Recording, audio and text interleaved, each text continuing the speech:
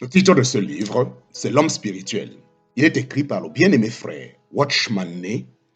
Nous sommes à la 10e et grande partie de ce livre, 10e aussi et dernière partie de ce livre, chapitre 2, la 10e partie de ce livre, chapitre 2, petit 10, chapitre 2, petit 10. L'objectif de Dieu pour aujourd'hui, c'est que sa volonté soit faite sur la terre comme au ciel. La maladie existe-t-elle là-haut? Non. La volonté de Dieu est absolument incompatible avec la maladie. Quelle faute sérieuse pour les chrétiens quand, après avoir demandé à Dieu la guérison et avoir ensuite perdu tout espoir, ils prononcent ces paroles: que la volonté de Dieu soit faite. Comme si la volonté de Dieu était synonyme de maladie et de mort. Ce n'est pas la volonté de Dieu que ses enfants soient malades. Lorsqu'il permet quelquefois qu'ils soient malades pour leur bien, son dessein arrêté pour toujours. Son dessein arrêté pour toujours, pour son peuple, c'est la santé. Le fait qu'il n'y ait aucune maladie dans le ciel prouve abondamment ce qu'est la volonté de Dieu. Si nous étions au clair sur la source de la maladie, nous serions doublement persuadés de chercher la guérison. Tous ceux qui étaient malades étaient sous l'empire du diable. En parenthèse, Actes chapitre 10, verset 38. Le Seigneur Jésus décrit la femme qui était courbée et ne pouvait aucunement se redresser comme étant liée par Satan. En parenthèse, Luc chapitre 13, verset 16. Lorsqu'il guérit la belle-mère de Pierre, il a menacé la fièvre. En parenthèse, Luc chapitre 4, verset 39. De la même manière qu'il menaça les démons, verset 31 à 41 de Luc chapitre 4. En lisant le livre de Job, nous apprenons que c'était le diable qui était la cause de la maladie. Chapitre 1 et 2 du livre de Job. Mais c'est Dieu qui le guérit. Chapitre 42 du livre de Job. Les chars qui harcelaient et affaiblissaient Paul étaient un ange de Satan. En parenthèse, 2 Corinthiens chapitre 12, verset 7. Celui qui le fortifiait, c'était Dieu. Celui qui a la puissance de la mort, c'est le diable. En parenthèse, Hébreux chapitre 2, verset 14. Nous savons que la maladie mûrit dans la mort, car elle est un des aspects de la mort. Comme Satan a la puissance de la mort, il a aussi la puissance de la maladie, car la mort est le dernier échelon de la maladie. Nous ne pouvons pas ne pas conclure de ces passages que la maladie a pour origine le diable. Dieu permet à Satan d'attaquer ses enfants parce qu'il y a dans leur vie certaines défaillances. S'ils refusent d'abandonner ce que Dieu leur a enjoint de quitter, et ainsi la maladie poursuivra son cours dans leur vie. C'est comme s'ils avaient refusé l'ordre de choses institué par Dieu et ouvert ainsi la porte à la maladie. Ce faisant, ils se livrent volontairement à l'oppression de Satan.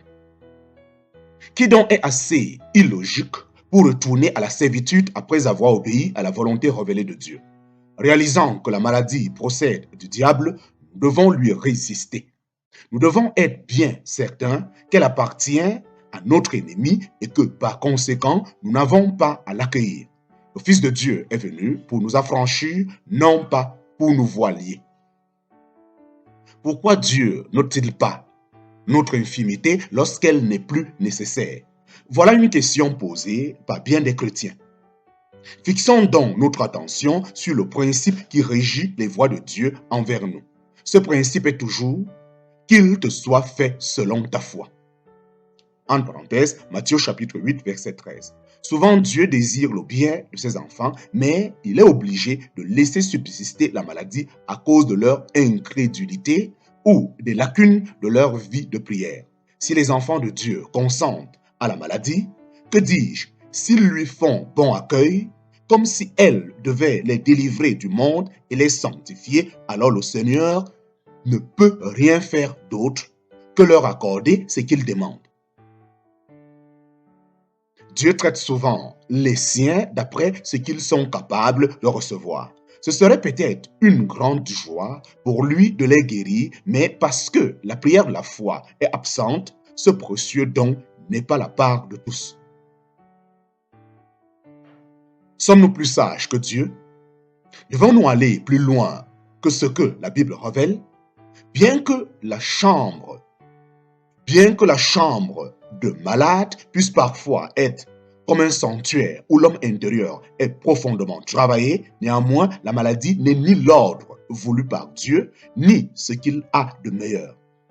Si nous voulons céder à notre fantaisie sentimentale et ignorer la volonté révélée de Dieu, il ne peut que nous accorder ce que nous désirons. Que d'enfants de Dieu disent pieusement: je me place entre les mains de Dieu pour la guérison ou pour la maladie. Je laisse Dieu faire ce qu'il veut. Mais ce sont là habituellement des gens qui prennent des remèdes. Est-ce là remettre tout à Dieu? Quelle contradiction dans une telle vie! Leur soumission n'est qu'un symptôme de léthargie spirituelle. Dans leur cœur, ces personnes se réjouissent de guérir, mais ce n'est pas un simple désir qui incitera Dieu à faire quelque chose. Elles ont accepté la maladie passivement depuis si longtemps qu'elles ont simplement succombé devant elle. Elles n'ont même plus le peu de courage qu'il faudra pour chercher la liberté. Ce qui pourrait leur arriver de mieux, c'est que d'autres personnes fassent preuve de foi en leur faveur ou que Dieu leur accorde la foi qui gagnerait la partie. Cependant, la foi que Dieu pourrait leur donner ne leur sera pas accordée si leur volonté n'entre pas en action pour résister au diable et s'attacher au Seigneur Jésus sans défaillance. Beaucoup sont infimes, non par nécessité, mais par manque de force pour s'emparer de la promesse divine. Il importe de bien saisir ceci, c'est que la bénédiction spirituelle que nous recevons dans notre guérison est de beaucoup supérieure à celle que nous recevons dans la maladie. Si nous nous reposons sur Dieu pour notre guérison, alors naturellement, une fois rétablis, nous continuerons à marcher dans la sainteté afin de préserver notre santé. En nous rendant la santé, le Seigneur prend possession de notre corps. Il y a une joie ineffable à nouer avec lui une relation nouvelle et à faire avec lui une expérience plus avancée. Non pas à cause de la guérison d'une maladie, mais à cause d'un nouveau contact de vie. Dans une circonstance comme celle-là, les chrétiens glorifient le Seigneur beaucoup plus que dans leur maladie. Les enfants de Dieu devraient donc prendre position et rechercher activement la guérison. Écoutez d'abord ce que Dieu a à leur dire par la maladie, ensuite se conformer avec simplicité de cœur à ce qui leur a été révélé. En outre, confiez leur corps au Seigneur tout à nouveau. S'il y a près de vous des anciens d'église qui peuvent vous joindre d'huile, en parenthèse, Jacques chapitre 5, verset 14 à 15, alors appelez-les et suivez les injonctions des Saintes Écritures. Ou, autrement, exprimez tranquillement votre foi en vous emparant de la promesse de Dieu, en parenthèse, Exode chapitre 15, verset 26. Dieu, en ce moment-là, pourra vous guérir selon sa promesse. Quelle faute sérieuse pour les chrétiens quand, après avoir redemandé à Dieu la guérison et avoir ensuite perdu tout espoir, ils prononcent ces paroles: que la volonté de Dieu soit faite, comme si la volonté de Dieu était synonyme de maladie et de mort. Ce n'est pas la volonté de Dieu que ses enfants soient malades. Lorsqu'il permet quelquefois qu'ils soient malades pour leur bien, sans de s'en arrêter pour toujours, pour son peuple, c'est la santé. Le fait qu'il n'y a aucune maladie dans le ciel prouve abondamment ce qu'est la volonté de Dieu. Si nous étions au clair sur la source de la maladie, nous serions doublement persuadés de chercher la guérison. Tous ceux qui étaient malades étaient sous l'empire du diable. En parenthèse, Actes chapitre 10, verset 38. Le Seigneur Jésus décrit la femme qui était courbée et ne pouvait aucunement se redresser comme étant liée par Satan. En parenthèse, Luc chapitre 13, verset 16. Lorsqu'il guérit la belle-mère de Pierre, il a menacé la fièvre. En parenthèse, Luc chapitre 4, verset 39. De la même manière qu'il menaça les démons, versets 31 à 41 de Luc chapitre 4. En lisant le livre de Job, nous apprenons que c'était le diable qui était la cause de sa maladie, chapitre 1 à 2 du livre de Job. Mais c'est Dieu qui le guérit, chapitre 42 du livre de Job. Les charges qui harcelaient et affaiblissaient Paul étaient un ange de Satan, en parenthèse 2 Corinthiens chapitre 12 verset 7. Celui qui le fortifiait, c'était Dieu. Celui qui a la puissance de la mort, c'est le diable, en parenthèse Hébreux chapitre 2 verset 14. Nous savons que la maladie mûrit dans la mort, car elle est un des aspects de la mort. Comme Satan a la puissance de la mort, il a aussi la puissance de la maladie. C'est la mort qui est le dernier échelon de la maladie. Nous ne pouvons pas ne pas conclure de ces passages que la maladie a pour origine le diable. Dieu permet à Satan d'attaquer ses enfants parce qu'il y a dans leur vie certaines défaillances. S'ils refusent d'abandonner ce que Dieu leur a enjoint de quitter et se mettent ainsi à aimer, et la maladie, en d'autres termes, poursuivra son cours dans leur vie. C'est comme s'ils avaient refusé l'ordre de choses institué par Dieu et ouvert ainsi la porte à la maladie. Ce faisant, ils se livrent volontairement à l'oppression de Satan. Sommes-nous plus sages que Dieu? Devons-nous aller plus loin que ce que la Bible révèle? Bien que la chambre de malade puisse parfois être comme un sanctuaire où l'homme intérieur est profondément travaillé, néanmoins, la maladie n'est ni l'ordre voulu par Dieu, ni ce qu'il a de meilleur. Si nous voulons céder à notre fantaisie sentimentale et ignorer la volonté révélée de Dieu, il ne peut que nous accorder ce que nous désirons. Que d'enfants de Dieu disent pieusement: je me place entre les mains de Dieu pour la guérison ou pour la maladie. Je laisse Dieu faire ce qu'il veut. Mais ce sont là habituellement des gens qui prennent des remèdes. Est-ce là remettre tout à Dieu? Quelle contradiction dans une telle vie! Leur soumission n'est qu'un symptôme de léthargie spirituelle. Dans leur cœur, ces personnes se réjouissent de guérir, mais ce n'est pas un simple désir qui incitera Dieu à faire quelque chose. Elles ont accepté la maladie passivement depuis si longtemps qu'elles ont simplement succombé devant elle.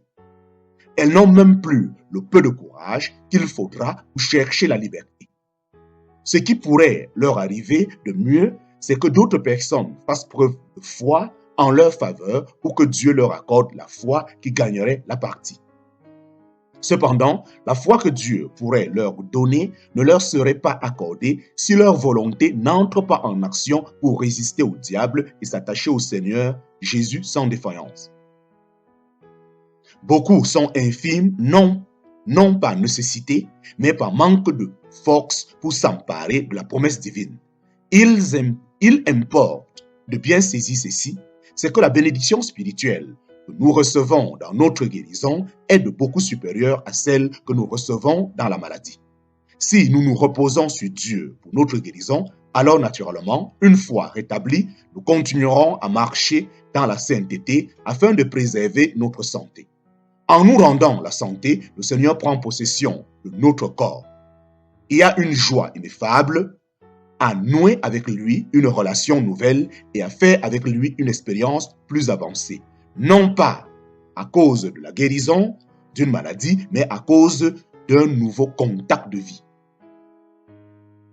Dans une circonstance comme celle-là, le chrétien glorifiera le Seigneur beaucoup plus que dans leur maladie. Les enfants de Dieu devraient donc prendre position et rechercher activement la guérison. Écoutez d'abord ce que Dieu a à leur dire par la maladie, ensuite se conformer avec simplicité de cœur à ce qui leur a été révélé. En outre, confier leur corps au Seigneur tout à nouveau.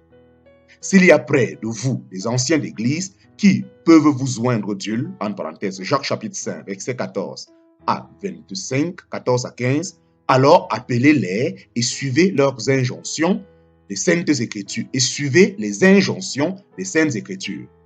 Ou autrement, exprimez tranquillement votre foi en vous emparant de la promesse de Dieu. Exode chapitre 15, verset 26. Dieu vous guérira. Fin du chapitre 2 de la 10e partie. Je répète, fin du chapitre 2 de la 10e partie.